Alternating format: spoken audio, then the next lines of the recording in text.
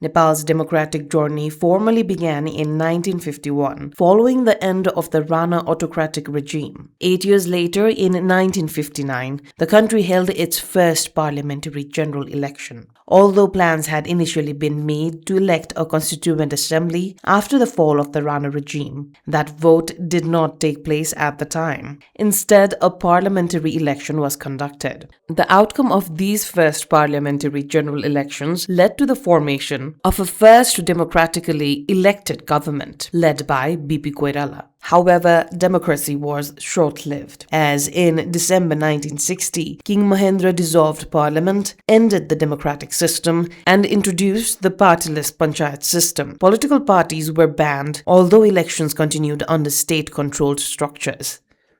Later in 1980, a national referendum was held to choose between a reformed panchayat system and multi-party democracy. The reformed panchayat system was declared the winner, and subsequent elections in 1981 and 1986 were held within this mandatory non-partition framework. Multi-party democracy was restored in 1990 after a nationwide movement. Nepal then held parliamentary elections in 1991, 1994, and 1999. Among Nepal's 8 parliamentary elections so far, only 3 have produced a clear single-party majority government. Following the People's Movement of 2006, Nepal held its first ever Constituent Assembly election in 2008. That assembly abolished the monarchy and declared Nepal a federal democratic republic. When the first Constituent Assembly failed to draft a constitution, a second Constituent Assembly was held in 2013. The new constitution was finally promulgated in 2015, establishing a federal system with 3 tiers of government: